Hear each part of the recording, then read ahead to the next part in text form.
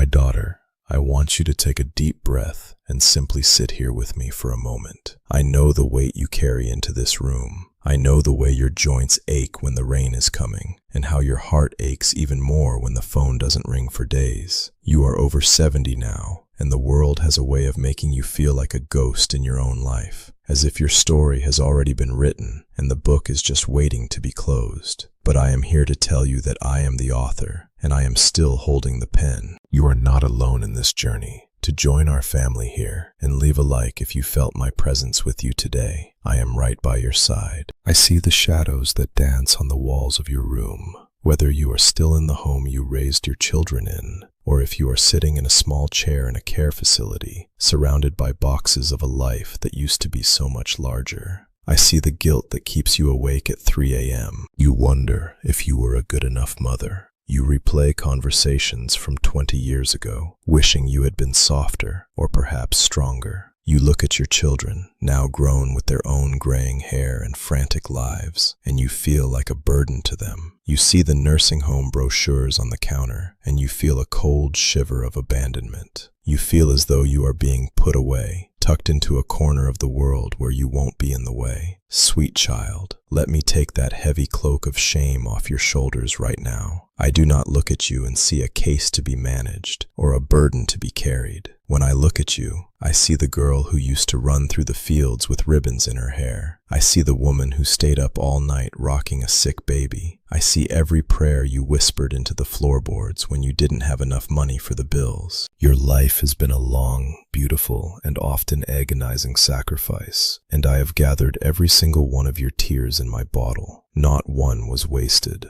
It is okay to be tired. It is okay to feel afraid of the silence. Many people believe that as you age, you should have all the answers. But I know that sometimes the older you get, the more questions you have. You wonder why the house is so empty. You wonder if your legacy will even be remembered. I want you to hear me clearly. Your value is not found in what you can do for your family anymore. Your value is not in your productivity or your mobility. Your value is in whose you are. You are mine. I remember a promise I made to you a long time ago, one that I keep every single hour of your day. It is written in my word, in Isaiah 46:4. Even to your old age and gray hairs I am He. I am He who will sustain you. I have made you, and I will carry you. I will sustain you, and I will rescue you. Do you hear that? I am not asking you to walk this path alone. I am carrying you. Whether you are in a grand mansion or a sterile room with white walls, I am there, sitting on the edge of your bed, listening to your breath. You are not ending. You are transitioning into a deeper intimacy with me than you ever thought possible. Let the world rush by. Let the busy people run their races. You and I, we have a different pace now. I want to heal the bruises on your soul, left by years of trying to please everyone else. I am your refuge, and in me, there is no such thing as a waiting room for the end. There is only a gateway to more of my love. I want to sit a little closer now, my daughter. Let's talk about how we got here. Not to judge you, but to gently unravel the knots that have tightened around your heart over the last 70 years. Life moves with a speed that is almost cruel, doesn't it? One moment, you are catching fireflies in the backyard of your childhood,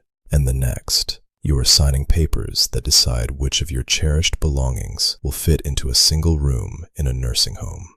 In that blur of decades, something happened. You began to build walls. You built them out of necessity at first. You built walls of strength so your children wouldn't see you crumble when the bank account was empty. You built walls of busyness to drown out the quiet fears of middle age. But eventually, those walls became a fortress of isolation. You spent so many years being the fixer, the one who cooked the holiday meals, the one who mediated the sibling rivalries, the one who held the family together like glue.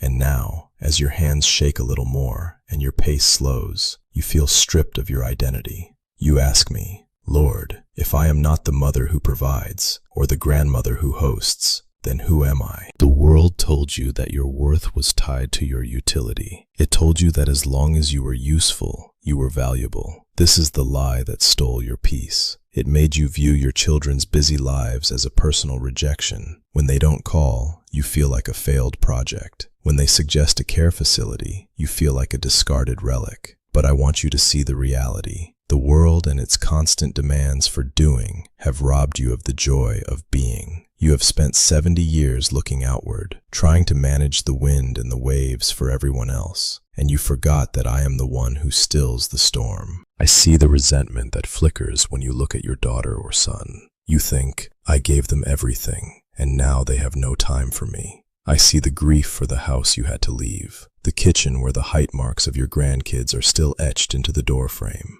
You feel as though your refuge was that physical building, and now that it's gone, you are exposed. But my dear one, a house is just wood and stone. Your true refuge was always me, even when you were too busy to notice. You have spent so much time worrying about your legacy and what you will leave behind in a will. You worry about the money, the jewelry, the house. You worry if your children will stay close after you are gone. These worries are like thieves. They steal the precious breath of today. They make you live in a future that hasn't happened yet, or a past that cannot be changed. This is where you lost your way, in the thicket of what-ifs. Remember what I told you in Psalm 46:1. God is our refuge and strength, an ever-present help in trouble. Notice I said ever-present. I am not a God of yesterday's regrets or tomorrow's nursing home fears. I am the God of this moment. I am in the steam rising from your tea. I am in the birdsong outside your window. I am in the very heartbeat that I am sustaining inside your chest right now. You don't have to earn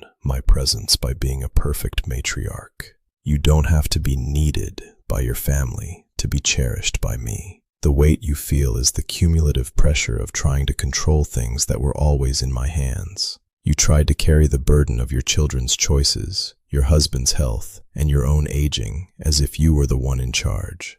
It's okay to let go of the steering wheel now. You aren't giving up. You are finally letting me lead. The nursing home, the small apartment, the quiet room. These are not cages. They are places where I have finally cleared away the noise so I can finally have your undivided attention. I want to show you that the refuge you've been looking for isn't a place you go.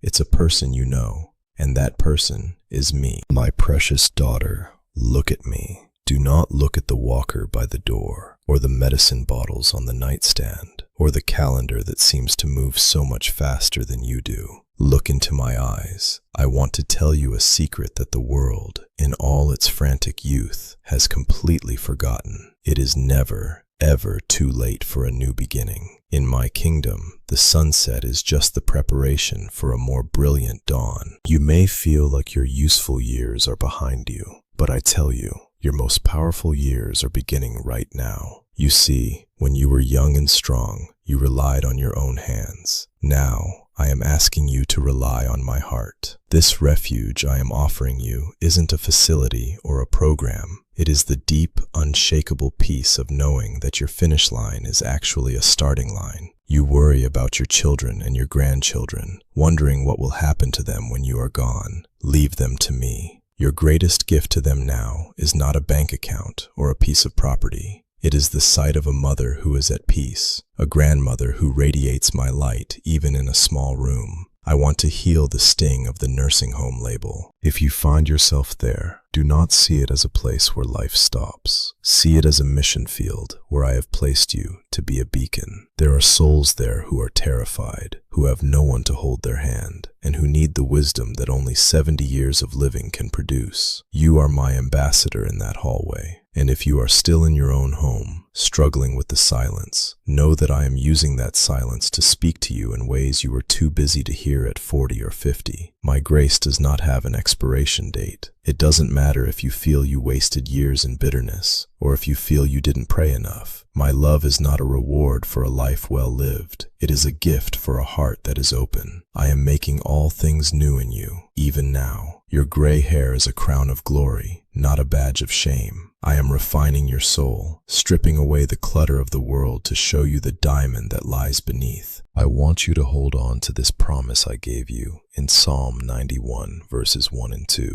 Whoever dwells in the shelter of the Most High will rest in the shadow of the Almighty. I will say of the Lord, He is my refuge and my fortress, my God, in whom I trust. Rest in my shadow, daughter. You don't have to strive anymore. You don't have to prove your worth to your family or to me. You are already loved with an everlasting love. The future is not something to be feared. It is a hallway that leads directly to my arms. Every breath you take is a gift I am personally giving you. Spend them in my peace. Let the world have its noise. You have my presence. We will walk these halls together, hand in hand, until the day I personally carry you across the threshold into the home I have been preparing for you since the beginning of time. You are safe. You are seen. You are deeply, eternally loved. I want to walk this journey with you every single day to remind you of your worth when the world forgets. If you feel my peace settling in your heart right now, please subscribe to this channel so we can continue our quiet conversations. And more importantly, I want to hear from you. You don't have to carry that weight alone for one more minute. Leave your burden in the comments below. Type, "I receive your peace, Lord," and let us lay it down together at the foot of the cross. I am listening.